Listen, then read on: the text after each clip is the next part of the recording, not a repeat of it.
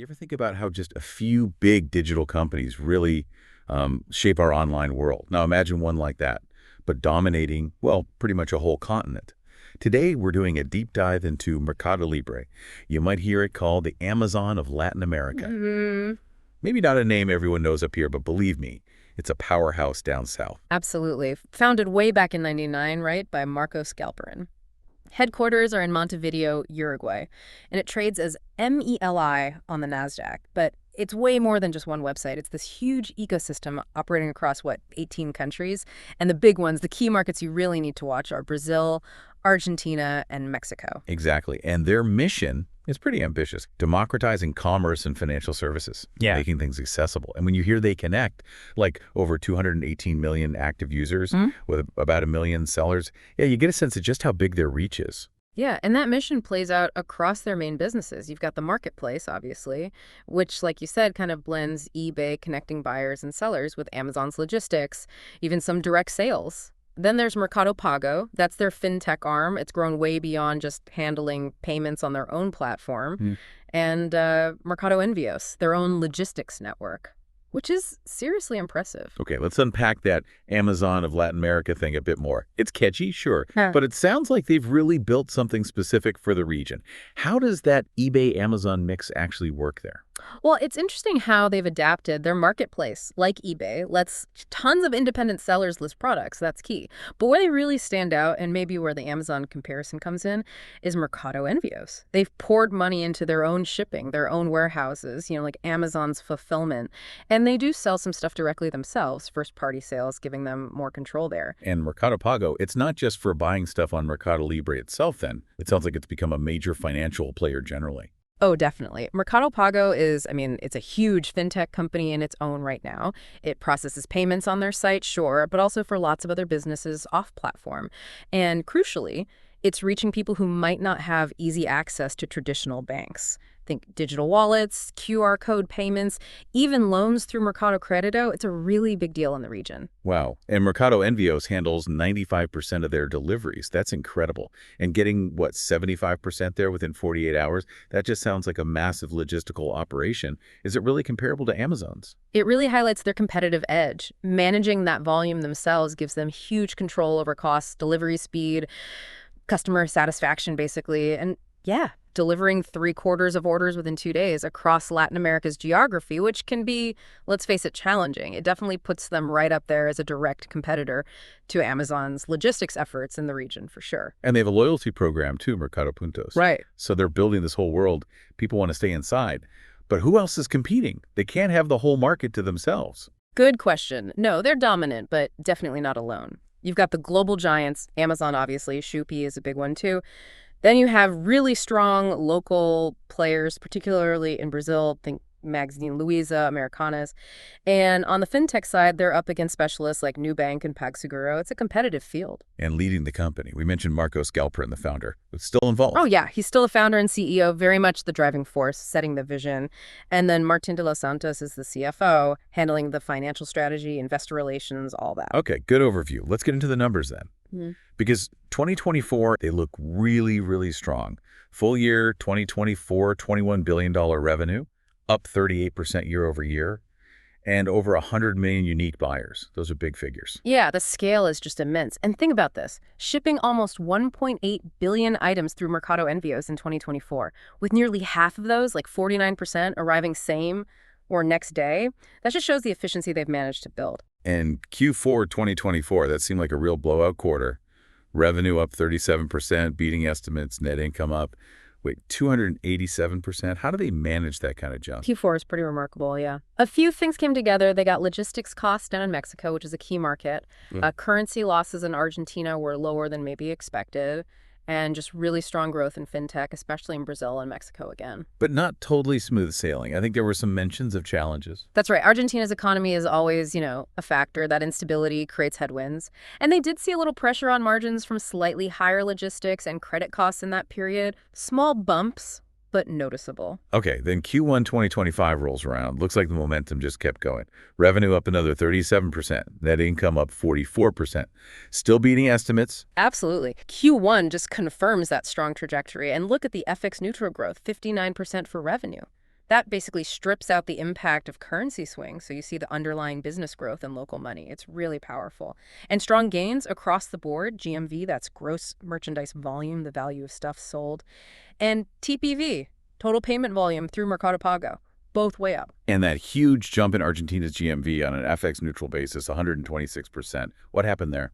Well, connecting that to the context, it suggests maybe some stabilization starting to happen in Argentina's economy, or at least consumers adapting. It seems like MercadoLibre is really well placed to benefit if things do start to turn around more consistently there. We're also seeing more buyers, more fintech users. Yeah. And the credit portfolio, that's ballooned, $7.8 billion, up Right. 75% year over year. Is that expansion something to maybe keep an eye on as a potential risk? That's a fair question. Growing a loan book that fast definitely brings opportunity, but also risk. Credit risk is inherent. However, the key thing here is their NPL ratio non-performing loans has stayed stable, around 8.2%. And they highlighted record low credit card defaults in Brazil. So it suggests they're managing that growth pretty carefully so far. And it sounds like logistics are getting even more efficient, lower fulfillment costs. Yeah. That has to be good for the bottom line. Absolutely. Cutting costs in places like Brazil, Mexico, Chile, that flows straight through to profitability. It also gives them more room to maneuver on pricing, on shipping offers, staying competitive. Okay, let's switch gears slightly to the stock. Market cap, $116.3 billion. Makes them Latin America's biggest company by value. And the stock price itself, around $2,290 back in May 2025. It had some really strong gains year to date and year over year. Clearly, the market likes what it sees. Yeah, what's interesting is just how much confidence the market seems to have in their future. Those big stock price increases, significantly outpacing the S&P 500 in 2024, reflect both the strong results we just talked about and this belief in a long-term opportunity in Latin American e-commerce and fintech. Analysts mostly seem positive, too. Lots of buy or overweight ratings from big names. Although that consensus price target, around $2,016, that suggests maybe a slight dip from where it was trading. What's the read there? Well, analyst targets try to balance current performance with future expectations, right? So the fact the target was slightly below the trading price might suggest the stock had already priced in a lot of the near-term good news.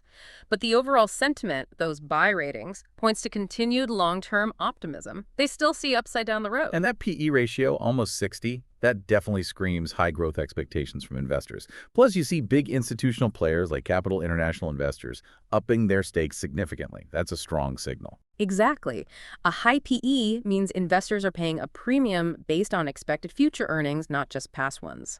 And yeah, when the big money managers increase their positions, it does tend to validate the company's prospects in the eyes of the wider market. It was interesting seeing that dip late in 2024 tied to Brazil's spending cuts and then how it bounced back. It really shows how sensitive the stock can be to those regional economic shifts. It definitely highlights the volatility you can get in emerging markets. Policy changes in a market as big as Brazil will cause ripples, but the fact that the underlying business was strong enough to allow for that quick recovery is also telling. Operationally, let's talk scale again. Around 40,000 employees, that's a huge workforce.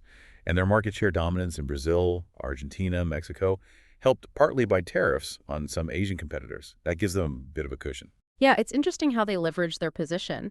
Those tariffs on retailers like Shein and Temu probably help at the margins, sure.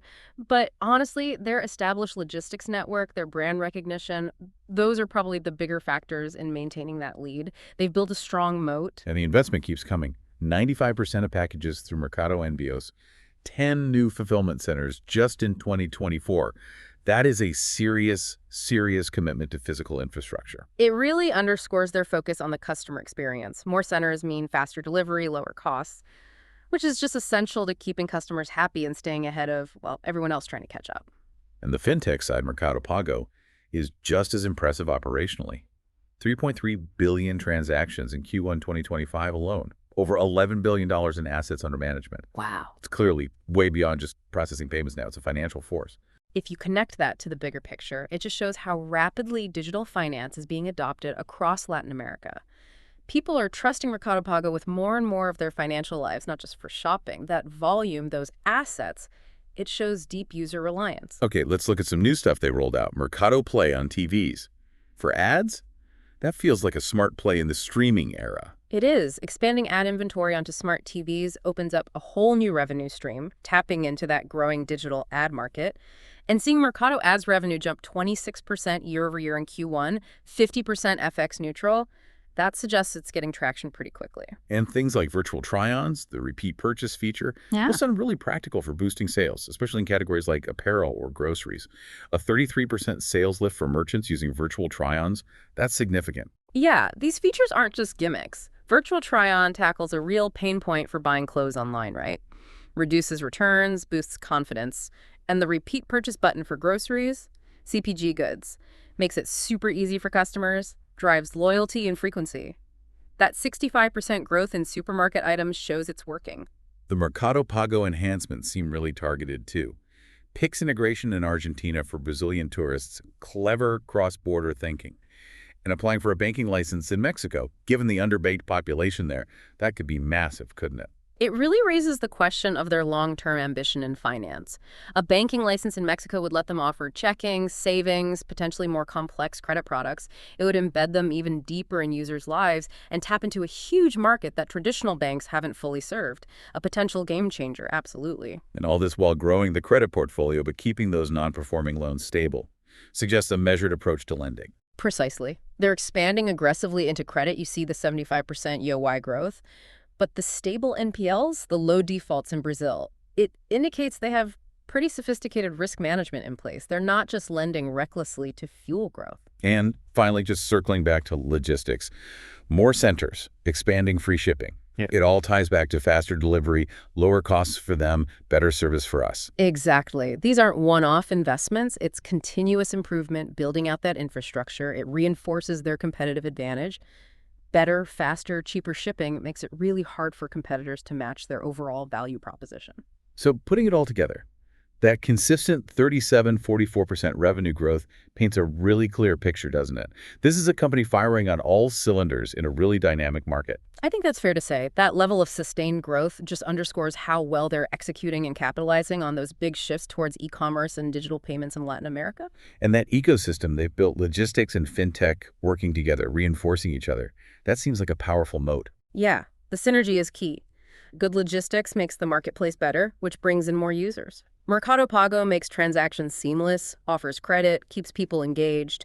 It creates the stickiness that's hard for others to replicate. Obviously, risks remain. Argentina, Brazil, the economies can be unpredictable.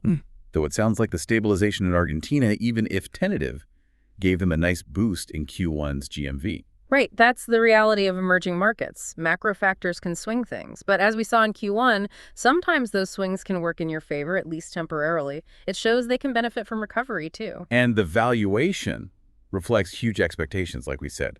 That slight potential downside in the consensus target maybe hints the market needs to see continued execution. But the long-term story, given the size of the potential market by, say, 2028, still looks compelling. Yeah, the market's always looking ahead. High valuation means the pressure is on to keep delivering that growth. Any slowdown could get punished. But if they keep executing and the overall market keeps growing as projected, the long-term potential is definitely still there. Competition, too. Tariffs might help short-term, but Amazon isn't going away. Their presence is growing. True. Tariffs are temporary shields, maybe. The real defense is the scale they've built in logistics and fintech. Those are big barriers. Yeah. But yeah, you can never count Amazon out. They have the resources, the global experience. That's the long-term competitive tension to watch. Okay, so wrapping up, MercadoLibre clearly strong performance recently, really cemented its leadership in Latin America's digital space. Yep, the numbers speak for themselves. Consistent growth, improving profits, and driven by things like new product adoption, Mercado Play, virtual try-ons, plus the fintech expansion and those ongoing logistics gains. But challenges persist. Macro volatility in Argentina, Brazil. Mm-hmm. You have to watch that. And keep an eye on logistics costs, credit quality. في أكبر الكتب